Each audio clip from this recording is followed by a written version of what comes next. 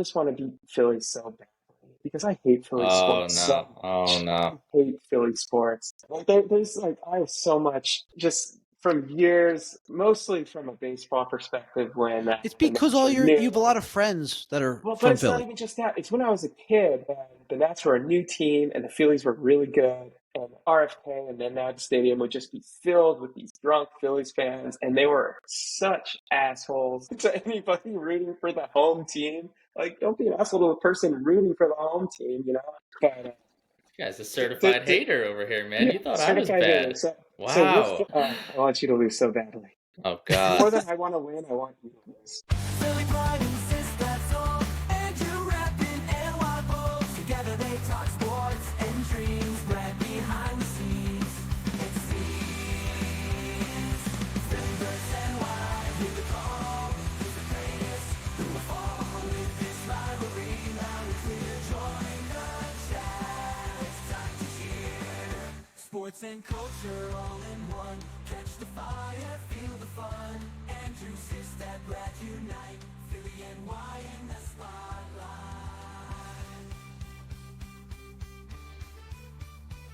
Welcome to episode 24, the Eagles versus the Commanders NFC Conference Championship preview episode. We have, of course, Sistad, as you know, diehard Eagles fan, and we have a diehard Washington Commanders fan friend, Matt. Welcome to the pod. Thanks. Long time listener, first time caller. Happy to be here.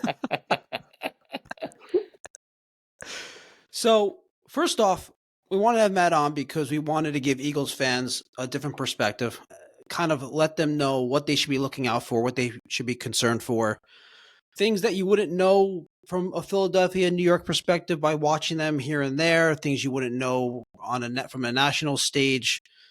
When you follow a team, we all know you know more about the team than anyone else knows. You hear a national broadcast talking about the team and you're like, that's not really true. Or, that's not true. Or, yeah, I don't know about that one. So you get different insight. But first, Sistad, let's hear about your confidence level going into this game. Where are you? My confidence level is not super high, I would say. I think the Commanders have put together a couple of really impressive wins to start the playoffs here, and the Eagles have put together what I would consider a couple not so impressive wins. But the biggest reason for my concern right now is just offensively, the Eagles are not clicking right now for whatever reason, and it seems to be that the Commanders like to get themselves in some shootouts. So if you're not keeping up the pace, things could get ugly really quickly. And the other reason I have concern is the injury to Quinyon Mitchell. So hopefully he is able to play, but he's a huge part of their defense. He's the best player in their secondary, I would argue. And even though Slay is having a really good year, McLaurin has given Slay some real fits over their time matching up together. So I'm not like super doom and gloom, but I'm certainly relatively worried. I was very confident against the Packers, very confident against the Rams, not super confident in this because again, the offense and the Hurts injury. So if the offense wasn't clicking to begin with, and now we have Hurts on one leg, then you really might run into some trouble. Is it less so it's more about the Eagles' health than it is about the commander, the opponent? You don't think the Commanders are necessarily better than the other two teams or match up better? No, I don't. I think the Eagles, both games that they played each other this year were both pretty close games, although the score of the first matchup was not super indicative of how the game went. The Eagles had a couple of touchdowns really late to they pulled away late in the fourth quarter, but it was a pretty close game throughout most of the night. And then just a few weeks ago, kind of a weird game where Hurts goes out after the first drive. They go up 14-0. The Commanders turned the ball over 5 times somehow in that game. And Devontae Smith had a drop that would have won them the game. So just a weird kind of back and forth game that I feel like both teams could point to either one saying, hey, we probably coulda, shoulda, woulda won that one. But I think overall, yeah, I think the Eagles are the better team. I think Washington's a little bit hotter right now. But I'm definitely I have a fairly average concern level, I would say. Is that fair? You're looking at me like I'm nuts. I kind of was hoping you'd have more conviction in your answer, one way or the other, at least to play it up for the pod. Hey, I can just be honest, man. That's all. That's all You're I can give you. come on. You have to have something more than that, because last week your take was, what was it? 35-year-old Cooper Kupp. Oh, You think God. I'm afraid of Well, I Puka mean, Tua? So come on, there has to be some of that. Who on the there's a Commanders? little bit of that. I mean, yeah, Left. there's a little bit of that. I mean, you want Who on the to Commanders makes use you the laugh? Eagles, Eagles leftover tight end who's way past his prime and washed. I mean, that's like your second best player on offense. Yeah, I'm not super scared of that. I'm not really super scared of anyone who's not named Terry McLaurin. He's pretty terrifying, but yeah, other than that, I mean, You got a Austin bunch of Eckler is washed supposed to be players. afraid You got of, right? You're not afraid of Jaden Daniels? Well, I'm talking strictly skill position guys here. Yeah. You're not afraid of washed up Zach Ertz or Austin Eckler. Exactly. Yeah. I mean, Austin Okay. Eckler, please. I mean, usage monster, the guy. Plus, you got the revenge game, Dotson. Yeah. Oh yeah. Who could forget? Yeah. He got a touchdown against the Packers. Yeah, he did. He did. did. He did. All right, Um, Matt. So, sorry. Yeah. What were you gonna say? No, I was just gonna say that's my honest that's really how I feel about it.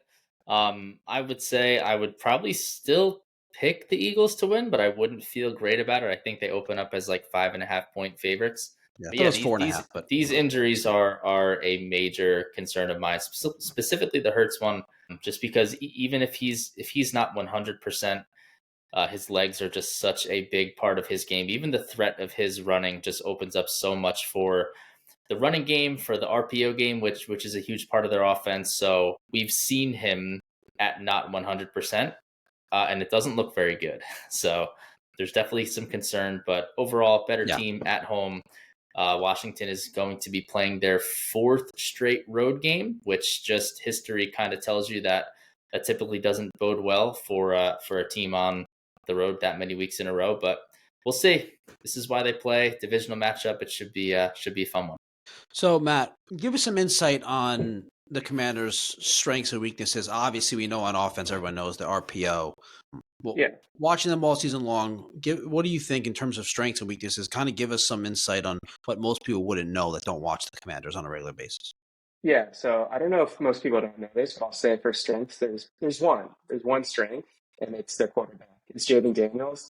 This roster was 4-13 last year, and there's a lot of similar characters on this roster as well last year. There's some turnover for sure, but the one difference that matters is Jaden Daniels. So, like, as you guys were talking through the skill players, like, that's exactly, like, I didn't disagree with anything really that Sistad said. It's Terry McLaurin, and I mean, the number two has been De'Ami Brown. And De'Ami Brown has had two really nice games in the playoffs, but he had one touchdown during the regular season. During the regular season, their number two was really Noah Brown, who was also cut by the Texans and signed by the team before coming in. Ertz has been a nice security blanket for Daniels, and I mean, he gets touchdowns, he gets a lot of big first downs, but he is past his prime. There's no doubt about it. Brian Robinson is a mediocre running back. He's okay. Austin Eckler, he'll have a couple nice plays throughout the game, but he's certainly not an every down back. He's kind of a change of pace guy. The O-line's not good. Their best O-lineman, Sam Cosmi, went down in the game against Detroit. It's all Jaden Daniels. My confidence is growing as we're like, talking here, Matt. But saying it's all Jaden Daniels is like he is so massively impressive that you can't overstate it. Like, it's completely historic what he's done. I think when you think of the other rookie quarterbacks who have made it this far to a championship game, it's Mark Sanchez, Ben Roethlisberger, Brock Purdy, and Daniels. I think that's the list. And if you look at where the defense is ranked for those other teams, they were all top three defenses. The Commanders are bottom half of the league by pretty much any defensive metric. Their offense carried them all year. Offense carried them all year. But it just, the kid it's impossible not to believe in him and that he can win any game where he's starting the quarterback. I mean, I think probably the most shocking stat, like, about the team is their fourth down conversion rate. I was going to ask that about that, yeah. 87%. 87%. But you're saying that like it's a That's the good season. thing. Isn't that more of like oh, that's kind of fluky? Like I would almost think like they're going, like projecting them going forward. Like I don't really believe that's going to continue. I mean, so that's maybe the case where, because you haven't been watching them all year, they've been doing it all year, every single game. Like, it works all the time. I mean, they were 3 for 5 against the Lions, and that felt low. That was, that was like, but I mean, the Eagles are a great fourth down team And one too. of those, I think that over 70% also. Like, but like you just can't stop Jaden Daniels on fourth down. If it's a fourth and short situation, which is what they typically find themselves in, it's virtually impossible to stop him, because if he needs 2 or 3 yards, he's going to get it. And that changes the game. And Dan Quinn goes for it in any situation that matters. So when you have that they're a tough team. I wouldn't want to be playing them right now. I don't know if they're going to win. I didn't think they were going to beat Detroit. I thought this going into both the Tampa games and the Detroit games, I was like, this is house money. No one thought they'd make it this far. The expectations aren't there. This is the best time to be a fan, right? Because it's like, kind of no matter what happens, like, you're hopeful about the future. And they've exceeded anyone's realistic expectations going to this year. And I almost kind of hate to say it, but after that Lions game, I am starting to feel a little differently. I know the Lions defense was hurt, but they put 45 they put up. 5 turnovers they forced, like, against a really good, historically good offense. Like, they are clicking right now. And like, as we know, like, the best team in the league is always the team that wins a championship. Like, I mean, I've seen that through other sports. When the year the Nationals won, the year the Capitals won, we're not the best versions of those teams. And the NFL is a little bit different, but I mean, they're hot right now, and the Magic could run out. I mean, Saquon could run for 200 yards and 3 touchdowns, and it's a blowout. That could happen because they're terrible against the run, and Saquon shredded them in the 2 games that they did play. So, like, I very easily could see a scenario where they just can't stop Saquon. JP's kept off the field for the game, and it's the Eagles look great, and we don't. Like, that could very well happen. But I mean, Daniels does have me believing a little bit, which is fine. Sistad? I think it's all fair points. He used the term that you hated, which is house money. So I hope you appreciate that. No, it's all really fair points. Yeah. So I think, like I said, they put together 2 really impressive wins. I think the Lions, I've got my feelings on them. I'm kind of over the Lions. I think they do some really stupid things.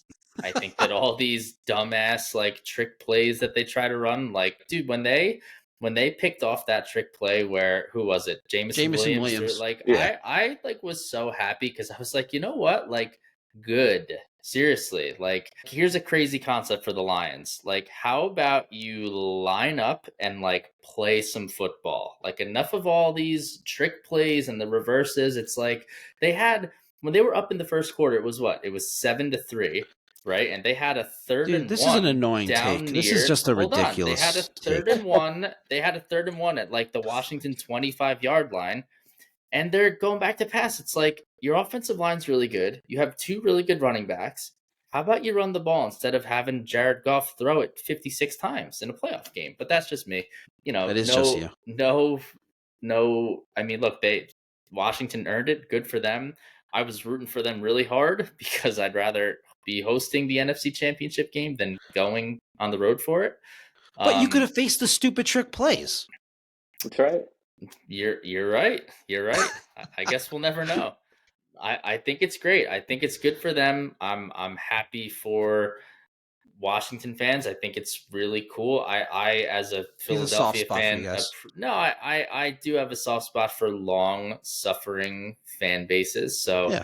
I mean, the fact that it's been 25 years between playoff wins, I think that's really cool. And this is probably a shit ton of fun for Washington fans right now. So some could interpret that comment as a passive aggressive comment. It wasn't. You were being genuine. No, but it could be interpreted that way. Serious. No. I feel so bad. I really appreciate the fan bases. I do. It's only you won't make the playoffs for another 25 years. I feel bad for you guys. No. You win a playoff game. Yeah. It was 19 years. 19. Oh, 24. 19 years. All right. My bad. Well, this was is in what he seventh does. He grade. just makes stuff up. Very So it nice. doesn't. We don't go by the truth Yeah, here. we don't actually check like No. real facts and stuff. We just spew nonsense and Yeah. Just yeah, spew nonsense. hope nobody notices. Facts don't care about the feelings, so That's it's right. cool. Yep. No, but the last time we were in the NFC Championship game, I was 5 months old, so it was Wow. 33 years ago. Wow. So it has been a minute since we had For sure. playoff success. So. All right. So, what about you? You love Jaden Daniels. He's amazing. But let's give me something here. What has there been a defensive scheme or the type of defense, a team with a defense, a skill set that has slowed him down or caused challenges for him specifically? Yeah, I mean, there have been halves where they've looked really bad, including right before the playoffs. Part of the reason I wasn't that optimistic going into Tampa, I mean, they looked awful the first half against Dallas in Week 18, and I mean, Daniels ended up getting taken out of the half in Mariota because he had sore legs. Mariota actually ended up like lighting up the second half against Dallas for them to win that game. Daniels wasn't even playing. They looked terrible the first half against the Falcons on that Sunday night game that they clinched the playoffs. And there was a 3-game stretch after Daniels got hurt when they lost those 3 in a row, where they weren't clicking. I think, honestly, what happens is in the first half of these games, Daniels tries not to rely too much on scrambling and his legs. Like, he tries to have the kind of like rhythm, like high pace offense. Get everyone going. And then basically in the second half, he has to say, screw it, I'm just going to have to win this thing by myself because my team's not that good. And then he's good enough to do that. But right now, the way they're playing, if there's a certain scheme that could take them down, I think teams are struggling to find it. And the blitz is, I think, the working theory, get pressure on Daniels, and that's how teams are kind of approaching it, and it hasn't worked. The Lions kept blitzing, and it was not working. They kept blitzing, and Daniels, I'll use them exactly. 12 for 16 for 191 yards and a touchdown against the blitz.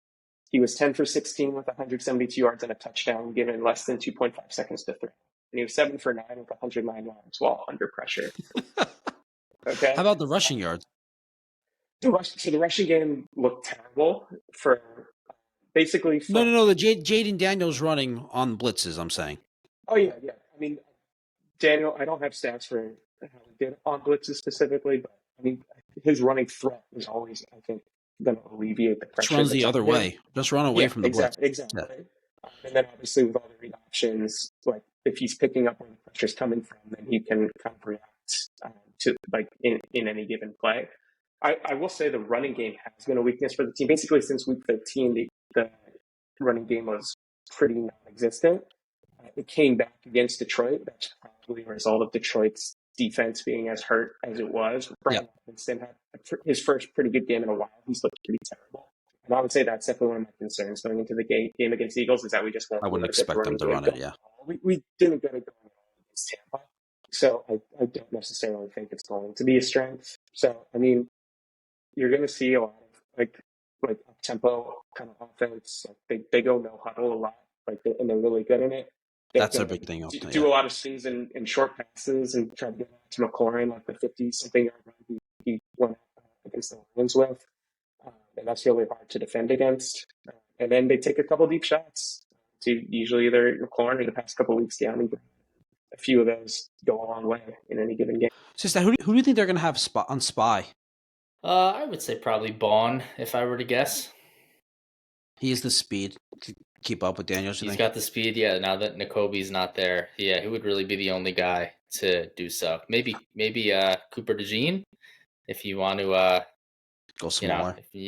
But I don't think that makes sense. You could probably go smaller against JD. Daniels isn't like running over people, right? No. So you could probably do Cooper DeJean. Maybe I'd rather have him out in the slot though. But you need Bond to be around Zach Ertz. Okay, I guess.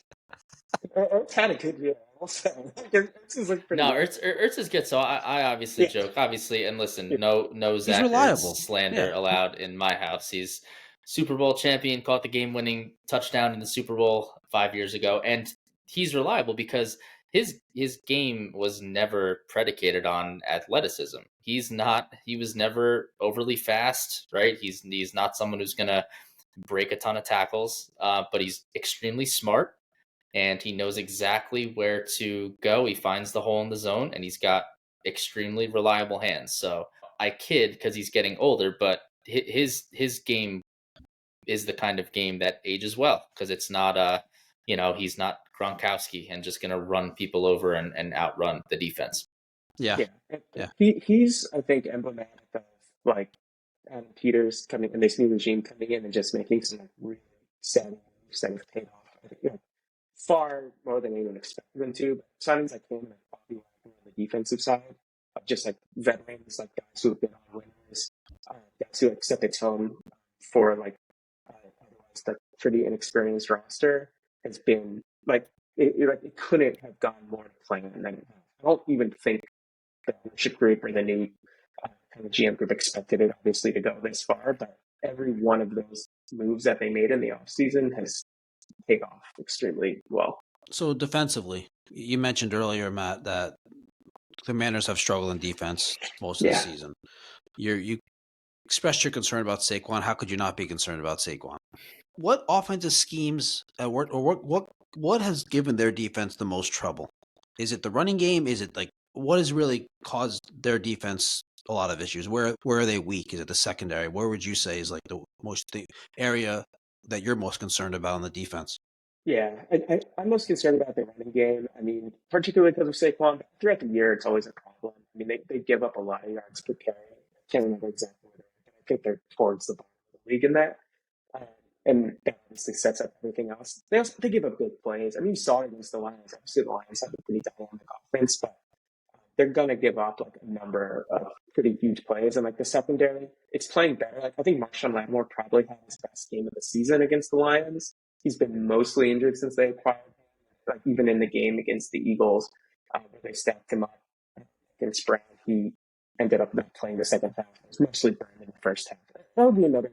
Like I'm a little hopeful based on his recent performance, and he also got burned by Mike Evans in the first class matchup. So I think he's somebody who could probably be targeted. I'm not necessarily thinking he's the lockdown guy we need him to be this season based on the injuries that he's coming off of.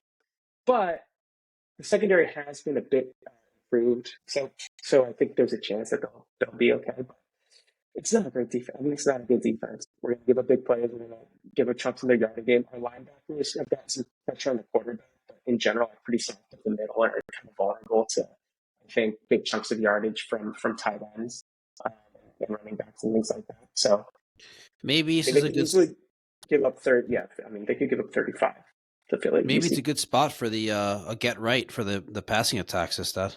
Maybe it's a good spot for the defense to get right against a hobbled quarterback. Yeah. They actually, so what's interesting is the last time the Eagles went there in Washington a few weeks ago, they actually did a really good job against Barkley. Specifically when Hurts went out. Kenny Pickett went in.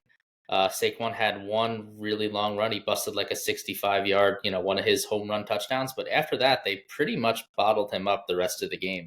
And they couldn't get anything going. They couldn't sustain any drives. And even though the Eagles turned Washington over 5 times, the turnovers were essentially useless because they would go 3 and out and give the ball right back. So they weren't really able to capitalize on those turnovers. So hopefully they can get the running game going a little bit better this time around.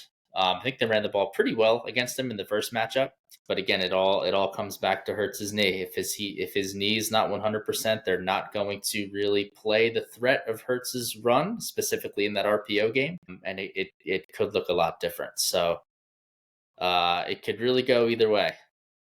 Yeah, and the Commanders have gotten Jonathan Allen back since that matchup too. He's a significant player on defense. He's one of the top 3 or 4 defensive players. He's great. He graded out. I think he's one of the top 3 or 4 defensive players against the Lions too. So he could make a difference. But obviously the turnovers were kind of the biggest factor against the Lions. They forced 5 turnovers against the Lions. They won the turnover battle against the Bucs too. Partially a product of the offense not turning the ball over at all. But if they can force turnovers like that, I think that's the key to the game. Like if the Commanders win, the Eagles haven't been turning the ball over at all.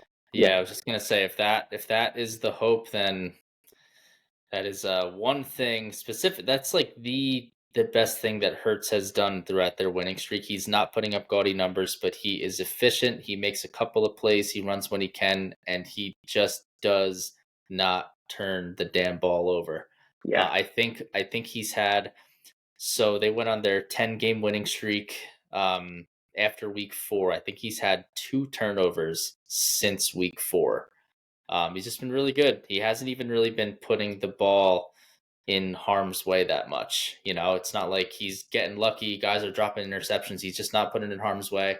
Now, he's also not really taken as many risks. He's not like taking deep shots. So I don't think they have as many explosive plays as they'd like to, but that's just not the style that they want to play. They want to beat you up. They want to beat you up defensively, and then they want to run the ball down your throat and keep the ball away from you. So that's kind of been their formula.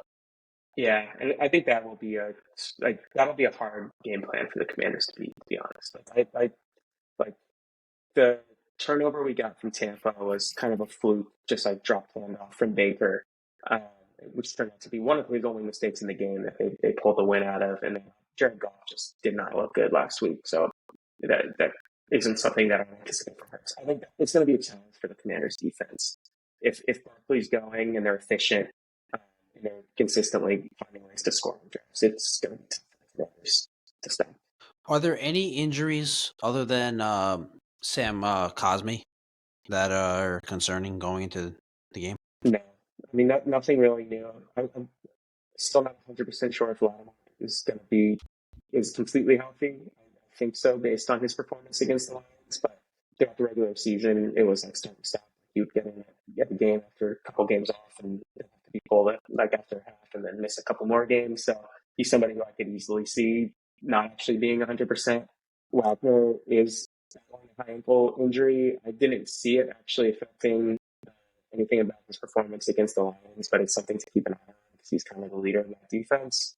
Cosby's the big one. I mean, it's a line that can't afford to lose anyone, let alone kind of their best and most consistent lineman. It's kind of the team the longest, so it just puts more on Daniel's shoulders, and we're already there. So that's one to definitely keep an eye on. All right, guys, I have about 10 minutes ago, I got a subscriber question come in. You guys ready for it? We're ready. The question is, this person's a Giants fan.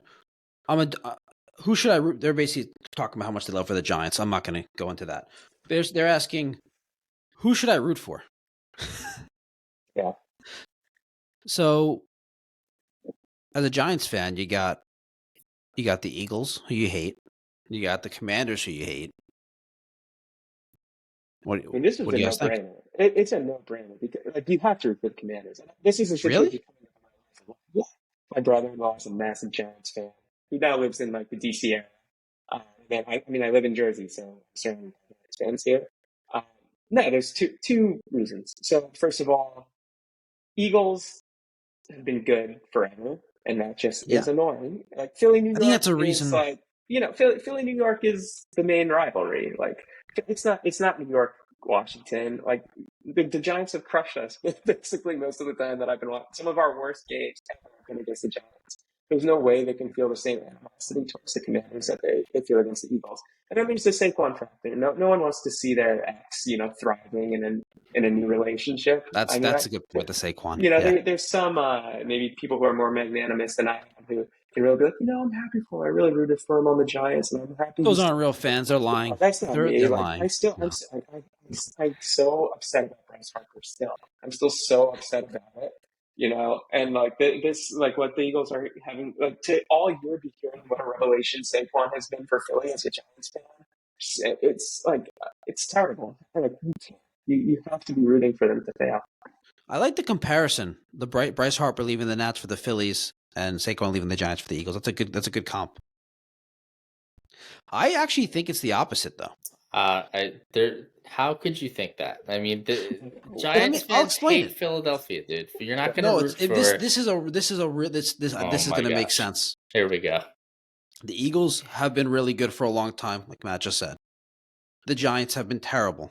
At least you can hang your hat on, at least Washington's down here terrible with us. Now, if Washington goes to the Super Bowl, it's like, oh, now the Eagles are so much better. Now Washington's in the Super Bowl. Makes you feel worse about the Giants, as opposed to being like, at least we have another. Like, you could argue Commanders lose this game. Are they really good? A bunch of fluky wins, fourth down conversions. I don't think they'd be good going forward. I still don't believe in them. But if they advance, go to the Super Bowl, maybe win a Super Bowl, it's like, okay, well, now we're alone at being terrible. Well, unless you count, the Jets also were with them. But the reason I think that argument falls apart, though, is because despite all the things you said about what makes this season fluky for the Commanders, which I think are true, like, I don't think anyone argues that Jaden Daniels is fluky. Like, barring injury, I think everyone thinks Jaden Daniels is legit. And so it's just basically the Giant, like, they have to resign themselves to, like, the Commanders got a quarterback. Like, and that's the thing as a fan, like, in the division that you're looking for is, like, if the team's got a quarterback, like, and that's already happened, I don't know about that. I'm not so sure I agree. Yeah, there's a lot of cases where people are so sure that, this Kyler Murray, he looked amazing. CJ Stroud. CJ Stroud is really good. Yeah. You think so? Well, he didn't have a very good year this year. Okay. I mean, he still had a very good year. It wasn't as good, but yeah. But Deshaun Watson, I mean, it wasn't just off the field stuff with him. And then obviously the injury thing, like you said, I know you already said that, that could. You haven't brought up the most haunting example. RG3. Yeah, RG3. Yeah. But I was trying to stay away from the injuries specific. I was trying to stay away from the injuries, because that was just an injury. Yeah, basically. No, but the point is, it happens. And it even happens with teams that come out of nowhere and are really good, and you're like, they're going to be really good going forward, and then they're not. It's Kyler not Murray specifically with Kingsbury too. So that's an interesting factoid that you brought up there. I wasn't even thinking about that yet, but yes, very good point. I'm not saying that I don't believe in them going forward. I don't believe in Daniels going forward. I'm just saying that I wouldn't be so confident that it's Daniels' game is very different from Murray's game. Like I think because the thing that too about Daniels the most is part of it is the physical gifts. And Andrew, you might hate this as an analytical guy, but it just happens to be the case. It's his poise. It's his personality. It's his. No, I think that matters. You cannot shake him. When you watch him on the sideline, in the most insane playoff game of this 24-year-old kid's career, his face is just completely you can't see a single hint of emotion on it. He's got something to him that I think is pretty special. But of course, something he could end up not living up to what seems to be enormous potential. Sports are crazy, and that's what makes them fun. It's possible. It's definitely pretty good, I think. I want to say one thing that I hate about Jaden Daniels. Let's do it. So this is not, he reminds me a lot. Well, first of all, because he's very good, obviously. And he's a division rival. So you don't hate the people who aren't good. Just say it, dude. No, I need to set it up. So he reminds me a lot. One thing. So watching Phillies Braves over the past however many years, I used to really hate Freddie Freeman, A, because he was insanely good, and B, what pissed me off about him most is every time, obviously he plays first base, and whenever somebody was on first with him, he just would never shut up. And he's laughing and joking and smiling, and it's like, dude, shut up, man. Yeah, shut up. Don't my have team fun alone. playing baseball. We don't like you. Don't be and the I most get the same. Come on. Exactly. Don't be really good, play for my team's rival, and talk and smile with my team. And I catch a lot of that from Jaden Daniels. He's too smiley around. It's like, dude, we get it. You're good, okay? Stop smiling in my team's face, all right? Yeah. It's annoying. That is a very quintessential Sistad take. I mean, I hate that player. He's us too alone, happy. Man. Leave us Honestly, alone. I can relate to that take. Thank you. He gets it. As a Nets fan, I felt it a little bit about Freeman too. A little bit. See that? I think most fans can relate to that. Yeah.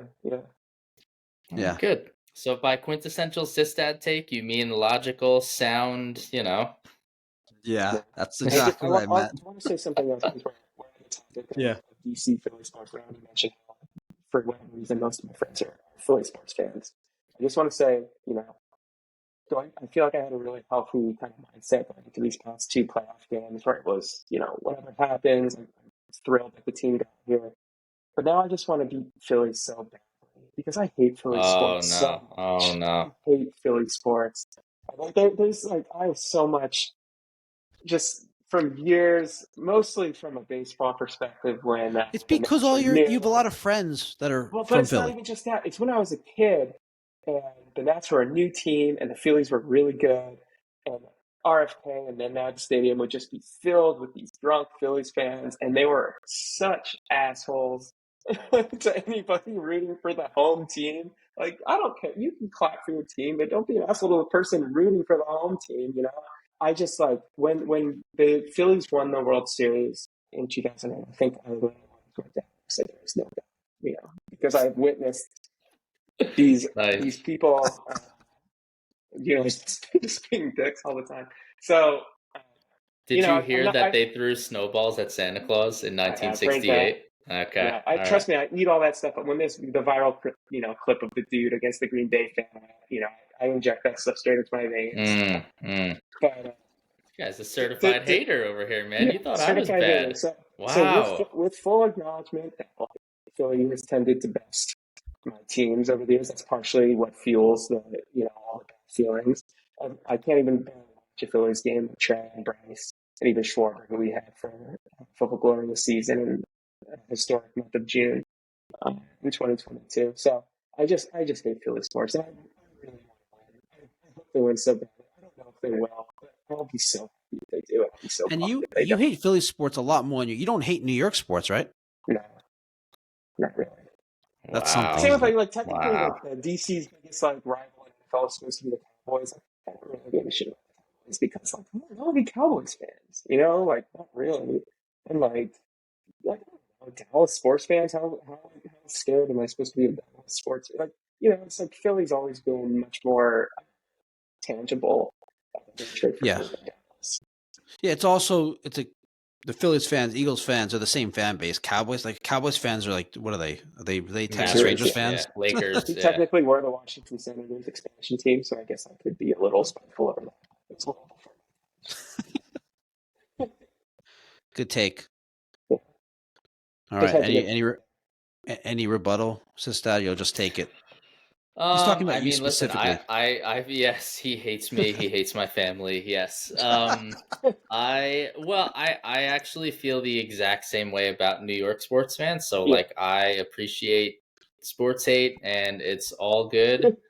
The only thing he's a real fan based on what he said, right? Yes, and like the only thing I would push back on is like Philly sports have kind of been like mostly shitty for most of my life. So, it's not like I personally hate the teams who just have, I'm envious of a Chiefs fan, of a Yankees fan, because they roll out of bed and they're just in the championship round every single year and it's boring and like, why can't my team do that? So the Eagles. The Eagles basically have been that way. We had the 4 NFC championships, obviously in the mix now.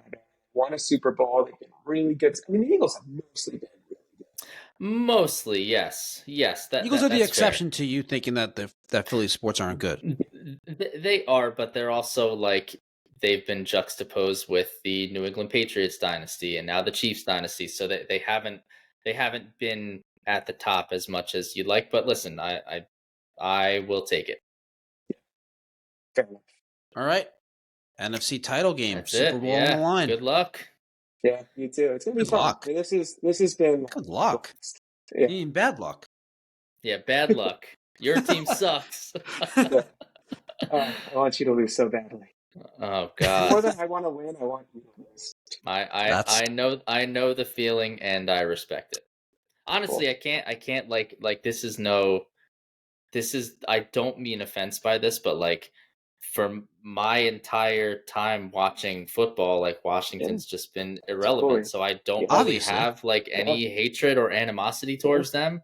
I think it's like Not I yet. said, I think it's a cool, not yet. Yeah, give it time. Apparently, they're going to be a dynasty for the next 15 years with Jaden Daniels. So That's right. Yeah. It's a chance. Not just Jaden Daniels. Also just like Adam Peters, front office. Like just like top of the line football operation. That's the hope. Josh Harris, great owner. Yeah. Anyway, Matt, thanks for joining. Yeah, thanks, for man. having me. Nice talking to you guys. You too. All right, it's going to be a fun NFC Conference Championship game. Eagles Commanders. Thanks for watching, listening. Give us a like, subscribe. We'll see you next time. Philly pride and Sistad soul. Andrew rapping and Wild Bulls. Together they talk sports and dreams. Right behind the scenes. It's scenes. Fingers and wide. Hit the call. Who's the greatest? Who will fall with this rivalry? Loud and clear. Join the chat. It's time to hear. Sports and culture all in